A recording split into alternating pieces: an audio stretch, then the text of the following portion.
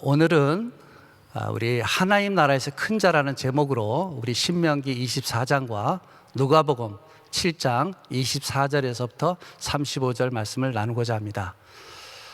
신명기 24장은 어제 23장에 이어서 하나님의 백성, 선민으로서의 바람직한 규례들에 대해서 기록하고 있습니다. 신명기 24장 1절부터 4절의 말씀은 바로 이혼에 대한 규례입니다. 결혼은 하나님께서 두 남녀를 짝지어서 한 몸이 되게 하신 제도이기 때문에 원칙적으로 결혼한 부부가 다시 둘로 나뉘는 것은 옳지 않습니다. 그러나 고대 이스라엘은 엄격한 가부장적 사회였습니다. 그리하여 여자들의 그 지위는 보잘것이 없었고, 또 아버지와 남편에게 종속되어 극히 제한적인 생활을 할 수밖에 없었습니다. 특별히 과부와 이혼녀는 사회적인 큰 불이익을 당하였습니다. 그래서 모세의 율법은 당시에 남자가 마음대로 이혼하는 그 악습에 대해서 함부로 여자를 버리지 못하도록 규례를 만든 것입니다. 자, 1절과 2절을 보겠습니다. 사람이 아내를 맞이하여 데려온 후에 그에게 수치되는 일이 있음을 발견하고 그를 기뻐하지 아니하면 이혼 증서를 써서 그의 손에 주고 그를 자기 집에서 내보낼 것이요, 그 여자는 그의 집에서 나가서 다른 사람의 아내가 되려니와. 자, 모세가 그 당시 이혼 증서를 써주게 한 것은 당시 구두만으로, 말만으로도 쉽게 이혼하였던 것을 법적인 절차를 거쳐서 이혼 증서를 써주게 함으로써 바로 경솔하고 그 충동적인 이혼으로 인한 가정 파탄을 막고자 한 것입니다. 그리고 아내 버림을 허락하신 것은 예수님께서 말씀하신 것처럼 이스라엘 백성들의 완악함 때문에 제정하신 규례입니다. 마태복음 19장 8절 말씀을 봅니다. 예수께서 이르시되 모세가 너희 마음의 완악함 때문에 아내 버림을 허락하였거니와 본래는 그렇지 아니하니라. 한편 구약 시대에는 이혼 사유를 수치스러운 일이라고 규정하고 있지만, 우리 신약 시대에는 음행했을 경우에만 바로 이혼 사유가 된다고 말씀하고 있습니다. 마태복음 5장 32절 말씀을 봅니다. 나는 너에게 이르노니 누구든지 음행한 이유 없이 아내를 버리면 이는 그로 간음하게 하며, 또 누구든지 버림받은 여자에게 장가드는 자도 간음함이니라. 자, 그럼에도 불구하고 오늘날 많은 사람들이 두 사람 사이에 사소한 의견 대립이나 경제적인 문제 또는 가정적인 문제 등으로 쉽게 가정을 파괴함으로 사회적으로 심각한 병폐를 만들고 있다는 것은 매우 안타까운 일이 아닐 수 없습니다. 그러기에 비록 음행했을 경우에 이혼할 수 있다고 하였지만, 음행한 경우라도 가능한 서로 이해하고 용서함으로써 하나님께서 맺어주신 짝을 버리는 일이 없도록 힘을 써야 할 것입니다. 자, 하나님께서 죄 많은 우리를 무조건적으로 사랑하신 것을 기억하고 상대를 이해하며 사랑하려고 힘써 노력하여 파탄에 이르지 않도록 힘쓰는 것이 마땅하다는 것입니다. 자, 5절에서 9절에서는 공동체적 사회 규범에 대해서 기록하고 있습니다. 5절은 신혼 남자에 대한 특례입니다. 각 결혼한 자가 1년간은 병역 의무나 각종 공무가 면제되었습니다. 이는 새로 이루어진 가정이 아름답고 견고하게 터를 잡도록 배려한 것입니다. 자, 6절은 이제 맷돌 담보 금지 규례입니다. 6절을 한번 보겠습니다. 사람이 맷돌이나 그 윗짝을 전당 잡지 말지니 이는 그 생명을 전당 잡음이니라. 맷돌 전부나 윗짝만이라도 담보해서는 안 된다는 것입니다. 자, 당시 맷돌은 가정의 필수품이었기 때문에, 생활 필수품이었기 때문에 이것이 없으면 빵을 만들 가루를 빻을 수가 없었습니다.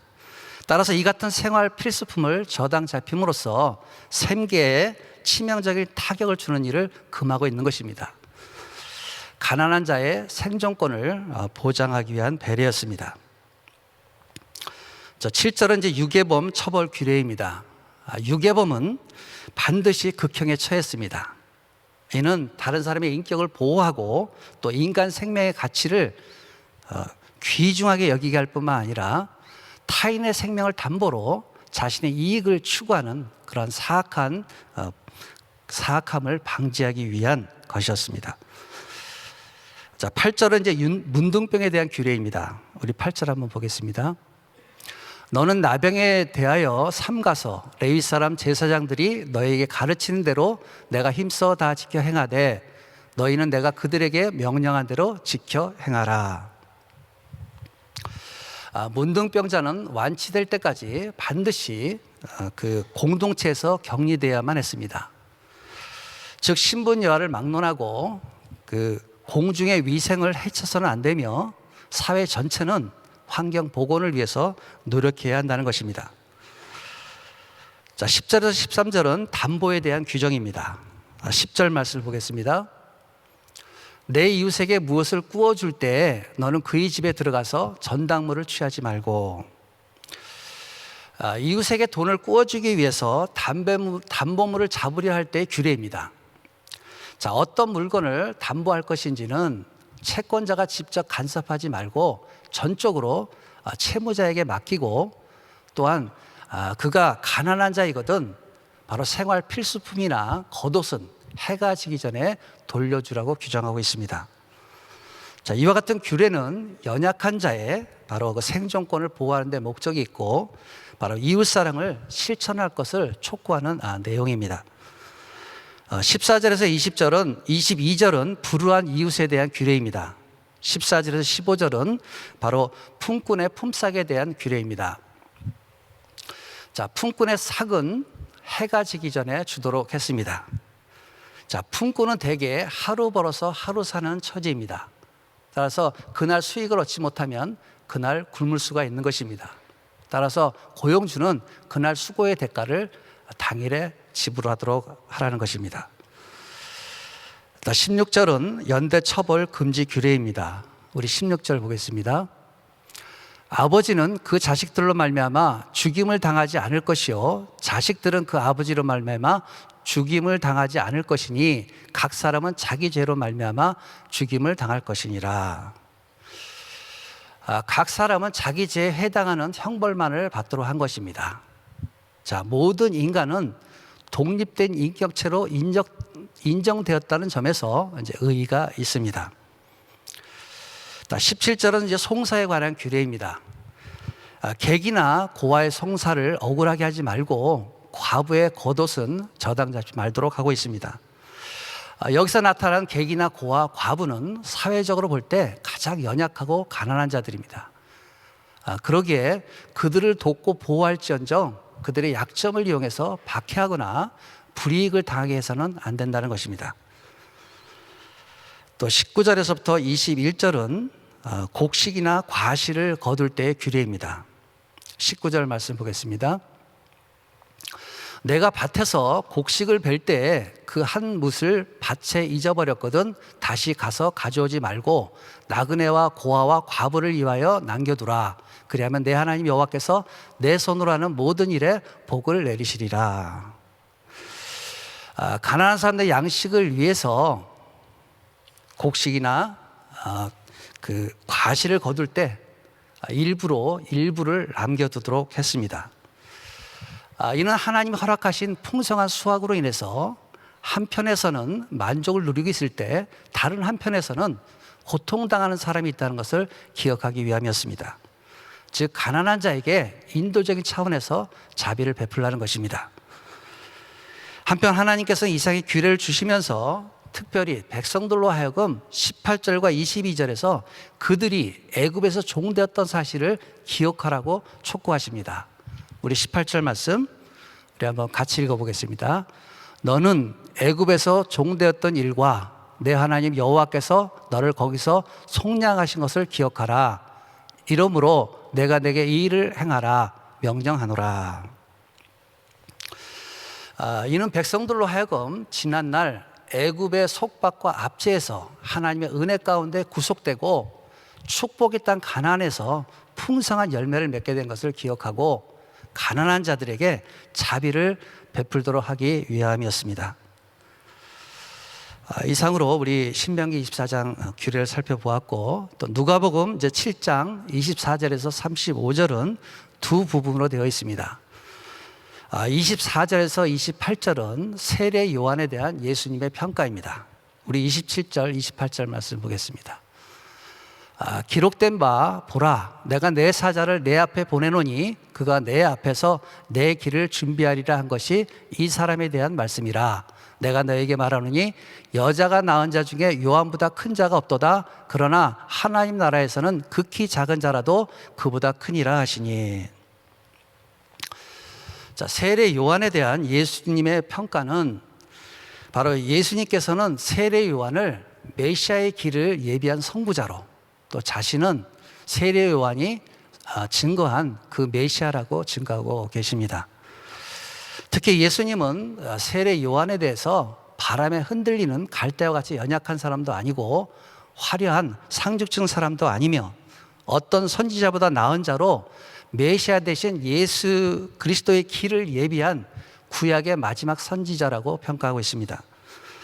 이러한 세례 요한의 출현은 이미 구약의 선지자 말라기서에서 예언된 것으로 바로 회개 세례를 통해 메시아의 길을 평탄케 한 위대한 선지자였습니다. 한편 예수님께서는 세례 요한에 대한 그와 같은 긍정적인 평가와 아울러 하나님 나라에서는 극히 작은 자라도 세례 요한보다 크다고 말씀하십니다. 자, 이것은 예수님께서 세례 요한의 사역이나 업적을 과소평가해서 하신 말씀이 아닙니다. 세례 요한은 실로 메시아의 길을 예비하는 선구자로서 결코 흔들림이 없이 자신의 사명을 아주 잘 감당했습니다. 다만 예수님께서는 그가 구약의 마지막 선지자로서 구약 시대에 살았던 사람들의 한계를 지적하신 것입니다. 즉 세례 요한은 구약의 인물이라는 점에서 예수의 구속 사역을 직접 목격하고 체험한 신약의 성도들에 비해 못하다고 할 수 있는 것입니다. 따라서 예수님의 이 말씀은 구속의 은혜를 체험하고 하나님의 계시를 밝히 깨달은 신약 성도의 은혜가 얼마나 값진 영적인 축복인가를 잘 드러내준다고 하겠습니다. 할렐루야. 29절에서 35절은 복음을 거부하는 사람들에 대한 말씀입니다. 예수님께서 세례 요한의 메시지를 들은 두 무리들의 상반된 반응에 대해서 말씀하고 세례 요한의 증거와 예수의 복음을 배척하는 그 무리들의 완악함을 장터에 노는 아이들의 비유에서 말씀하십니다. 먼저 요한의 세례를 받았던 일반 백성과 죄인으로 천대받던 세리들은 하나님을 의롭다고 한 반면 스스로 하나님께 열심인 자신들의 의를 자랑하던 율법사와 바리새인들은 바로 영적 교만에 빠져서 세례 요한이 메시아라고 증거하신 자신과 복음을 거부하였음을 지적하였습니다. 29절 30절 말씀을 보겠습니다. 모든 백성과 세리들은 이미 요한의 세례를 받은지라 이 말씀을 듣고 하나님을 의롭다 하되 바리새인과 율법 교사들은 그의 세례를 받지 아니하므로 그들 자신을 위한 하나님의 뜻을 저버리느니라. 그들은 세례 요한의 외침을 거절하여 바로 회개의 세례를 받지 않았을 뿐만 아니라 그들을 구원하시려는 하나님의 의도 또한 예수 그리스도의 복음을 거부함으로써 저버렸던 것입니다. 그리고 그들은 자신들의 편협되고 배타적이며 외식적인 율법주의에 빠져서 예수 그리스도의 말씀을 이해하려고 하지 않았습니다. 이에 예수님께서는 그들의 완악함을 장터에 노는 아이들의 비유를 들어서 신랄하게 책망하신 것입니다. 32절 말씀 우리 한번 같이 읽어보겠습니다. 비유하건대 아이들이 장터에 앉아 서로 불러 이르되 우리가 너희를 향하여 피리를 불어도 너희가 춤추지 않고 우리가 곡하여도 너희가 울지 아니하였다 함과 같도다. 실로 영적 교만과 편협한 율법주의에 빠져서 자신들의 구미에 맞지 않는 것은 받아들이지 아니하고 복음의 절대 진리마저 거부하고 배척하는 그들의 죄악된 행위는 장터의 고집장이 아이들과 같이 실로 어리석은 행동이었습니다. 이들은 세례 요한이 회개 세례를 베풀며 하나님의 공의의 심판을 외치며 경건과 금욕적인 생활을 하는 그를 가리켜서는 바로 그 귀신 들린 것이라고 비난하고, 또 이와 반대로 천국 복음과 소망을 전하시면서 사람들과 자유로이 교제하시는 예수님을 향해서는 먹고 마시는 것을 탐하는 자요 죄인의 친구라고 정죄하였습니다. 우리 33절 34절 말씀을 보겠습니다. 세례 요한이 와서 떡도 먹지 아니하며 포도주도 마시지 아니하며 너희 말이 귀신이 들렸다 하더니 인자는 와서 먹고 마시매 너희 말이 보라 먹기를 탐하고 포도주를 즐기는 사람이요 세리와 죄인의 친구로다 하니. 예수님께서는 비록 복음의 진리가 그 대적들에 의해 거부되고 배척된다 할지라도 진리를 쫓는 하나님의 자녀들을 통해서 옳다 인정된다고 말씀하십니다. 우리 35절 말씀 보겠습니다. 지혜는 자기의 모든 자녀로 인하여 옳다함을 얻느니라. 아멘. 그러므로 우리는 복음으로 인해 고난을 당한다 할지라도 이 복음의 빛은 언제나 역동적인 능력으로 전파된다는 사실을 깨닫고 위로와 소망을 가지고 확신 있게 전해야 합니다. 오늘 한 구절 나누고자 하는 말씀은 누가복음 7장 28절 말씀입니다. 우리 같이 한번 읽어보겠습니다. 내가 너희에게 말하노니 여자가 낳은 자 중에 요한보다 큰 자가 없도다. 그러나 하나님 나라에서는 극히 작은 자라도 그보다 크니라 하시니. 세례 요한은 참으로 귀한 사역을 감당한 구약의 마지막 선지자입니다. 세례 요한은 구약의 많은 선지자들과는 구분되어 특별히 메시아의 선구자로 활동했고 오직 이를 위해서 광야에서의 외치는 자의 소리로만 살았던 사람이었습니다. 마태복음 3장 3절 말씀 보겠습니다. 그는 선지자 이사야를 통하여 말씀하신 자라. 일러스되 광야에 외치는 자의 소리가 있어 이르되 너희는 주의 길을 준비하라. 그가 오실 길을 곧게 하라 하였느니라. 그리고 오실 메시아인 예수 그리스도를 희미한 계시의 빛 속에 대망하면서 살았던 어떤 구약의 선지자들보다 세례 요한은 직접 예수님을 만나 구체적인 계시를 접할 수 있었다는 점에서 선지자보다 나은 자, 큰 자라고 할 수 있습니다. 그래야 여자가 낳은 자 중에 요한보다 큰 자가 없다라고 예수님께 칭찬을 듣게 되었습니다. 그러나 하나님 나라에서는 극히 작은 자라도 그보다 크니라고 말씀하십니다. 자, 세례 요한은 구약의 백성들에 비해 예수님에 관해 풍부한 계시를 드러냈다는 점에서 볼 때 가장 큰 자가 되었지만 예수님과 더불어서 전파된 하나님 나라 백성들 중에서는 가장 작은 자라고 할 수 있습니다. 자, 세례 요한은 비록 예수님의 길을 예비하는 자였음에도 불구하고 끝까지 예수님의 사역을 목격하지는 못했습니다. 그렇게 그가 신약의 성도들에 비해 예수님에 대한 계시에 관한 한 열등하다고 할 수 있습니다. 자, 요엘서 2장 28절 말씀 보겠습니다. 그 후에 내가 내 영을 만민에게 부어주리니 너희 자녀들이 장래일을 말할 것이며 너희 늙은이는 꿈을 꾸며 너희 젊은이는 이상을 볼 것이며. 구약에서 예언된 이 말씀이 신약 성도들에게 예수 그리스도께서 부활 승천하신 후에 이루어진 것입니다. 바로 하나님의 영, 예수의 영, 성령께서 예수 그리스도의 십자가의 보혈의 사랑과 은혜를 믿는 바로 신약 성도들의 심령 가운데 내주하시게 된 것입니다. 사도행전 1장 5절 말씀 보겠습니다. 요한은 물로 세례를 베풀었으나 너희는 몇 날이 못되어 성령으로 세례를 받으리라 하셨느니라. 또한 고린도전서 3장 16절 말씀을 봅니다. 너희는 너희가 하나님의 성전인 것과 하나님의 성령이 너희 안에 계시는 것을 알지 못하느냐. 그러기에 우리 신약의 성도들은 구약의 마지막 선지자 세례 요한이 경험하지 못한 성령의 강림으로 성령의 내주하심이라는 놀라운 은혜를 경험하며 살게 된 것입니다. 할렐루야. 이와 같이 놀라운 은혜의 시대, 신약 시대에 하나님의 영, 예수의 영, 성령님이 10년 가운데 영원히 내주하시는 가운데 살게 된 저 우리 모든 성도님들, 우리는 어떠한 삶을 살아야겠습니까? 세례 요한은 광야에 외치는 자의 소리로 예수님의 초림을 준비하는 위대한 사역을 감당했다고 한다면, 저와 우리 신약의 성도들은 성령의 능력으로 다시 오실 주님을 준비하는 삶을 살아야 하겠습니다. 사도행전 1장 8절 말씀을 보겠습니다. 오직 성령이 너에게 임하시면 너희가 권능을 받고 예루살렘과 온 유대와 사마리아 땅끝까지 이르러 내 증인이 되리라 하시니라. 아멘.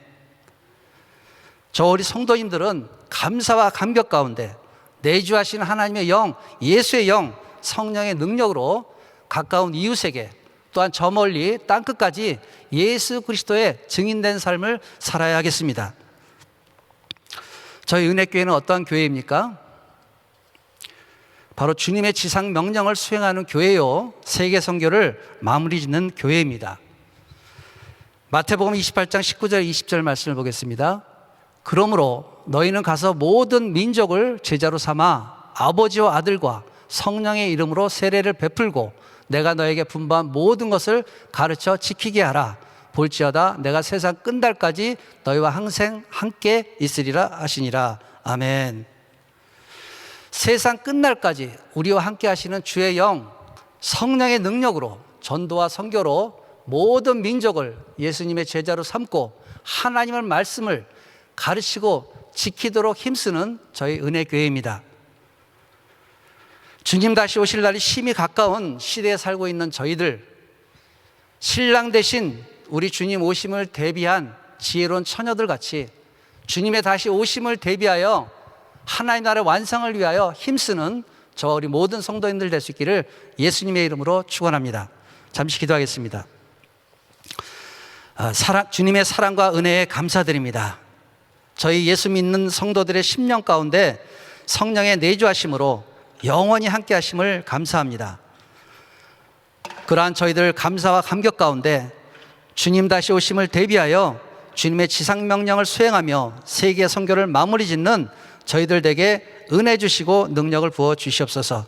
그래야 주님 만날 때 주님께 칭찬받고 큰 상급을 누리는 복된 성도의 삶이 되게 축복하여 주시옵소서. 우리를 사랑하시는 예수님의 이름으로 기도합나이다. 아멘.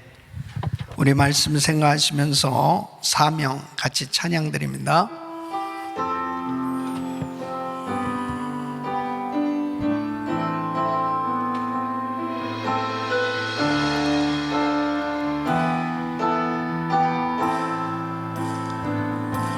주님이 홀로 가신 그 길 나도 따라가오.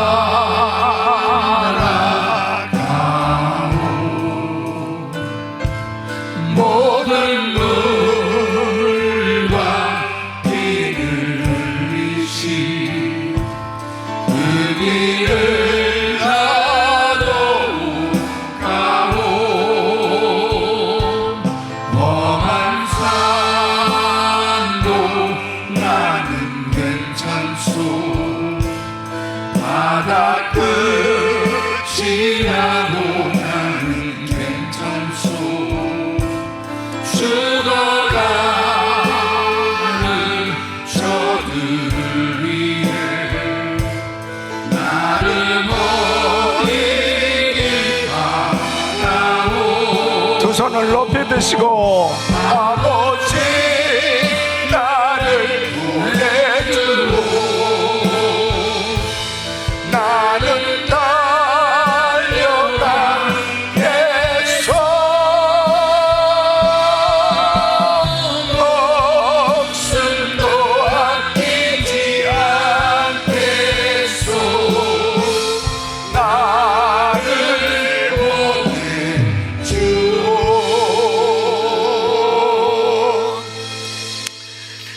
성도의 삶은 하나님의 말씀을 따라 살아야 합니다. 하나님께서는 사회 규범으로 말씀을 주셨어요.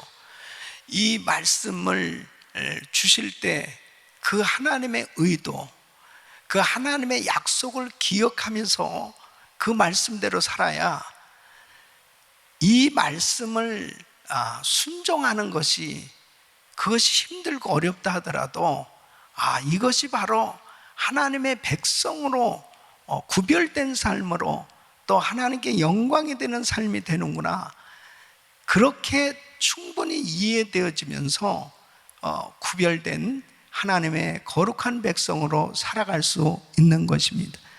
지금 이스라엘 백성들에게 약자들을 향한 이 하나님의 배려에 대한 이 명령으로 아주 구체적으로 여러 가지 말씀을 주고 계신데, 이 모든 것들은 오늘날 이 교회의 성도들이 어떻게 구체적으로 우리의 삶 속에서 이 말씀을 순종하며 살아가야 되느냐 하는 것을 꼭 기억해야 됩니다.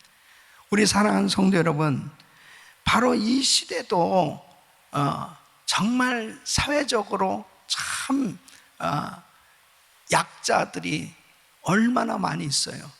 교회는 바로 그들을 섬기라고 세워주셨기 때문에 그들을 섬길 때 빛과 소금으로 드러나는 그러한 삶이 되는 줄로 믿습니다.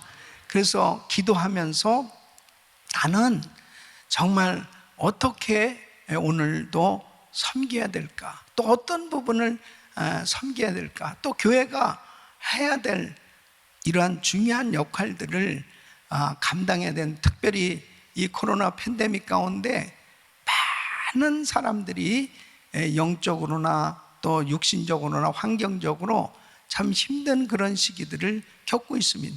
이런 가운데 하나님께서 내게 능력을 주셨다면, 은혜를 주셨다면 바로 그것을 섬길 수 있는 그런 축복의 통로로 쓰임받아야 될 줄로 믿습니다. 이 바리새인과 율법 교사들도 하나님의 그 의도를 제대로 이해하지 못하니까 세례 요한을 통해서 이 세례를 받아야 됨에도 불구하고 세례를 받지 않는 그런 교만한 자세를 나타내는 걸 볼 수 있습니다. 하나님께서 세례 요한을 보내신 그 뜻이 무엇일까? 이것을 제대로 이해하지 못하니까 결국 계속해서 하나님의 뜻하고는 상관없는 반대적인 그런 삶이 되어졌고, 결국은 실패하는 인생들이 되어진 걸 볼 수 있습니다. 한마디로 말하면 교만 때문이죠. 하나님의 음성을 듣고 주의 뜻대로 살기 위해서는 하나님의 의도, 하나님의 그 약속을 잘 성령님께서 주시는 그 은혜 가운데 바로 이해하고 그렇게 살아갈 때 우리는 하나님의 뜻대로의 삶이 되는 줄로 믿습니다. 섬긴다는 것은 힘든 거지만 성령님께서 주시는 은혜, 도우심이 있을 때 우리는 감당할 수 있습니다. 오늘도 성령 충만함을 받아서 하나님의 심정을 이해하고 그 뜻대로 순종해서 승리할 수 있기를 예수 이름으로 축원합니다. 두 손을 가슴에 모으시고 몸이 아픈 분들 아픈 곳에 손 얹으십시오. 거룩하시고 존귀하신 아버지 하나님, 하나님의 나라에서 큰 자들이 되게 하여 주시옵소서. 아버지 하나님, 오늘도 약자들을 향한 하나님의 배려에 대한 이 명령들을 살펴보면서 구체적으로 우리가 삶 가운데 어떻게 살아야 될 것인지, 하나님께서는 우리의 삶에 함께 하셔서 말씀하시는 이 하나님의 의도, 하나님의 심정, 하나님의 약속을 기억하며 순종하며 살아갈 수 있도록 도와 주시옵소서. 성령 충만함을 부어 주시옵소서. 주의 은혜로 함께하여 주시옵소서. 아버지, 순종되지 못하는 이 교만함을 아버지 하나님 용서하시고 항상 순간순간 나의 고집이 아닌 하나님의 말씀을 따라 순종하며 살아갈 수 있도록 역사하여 주시옵소서.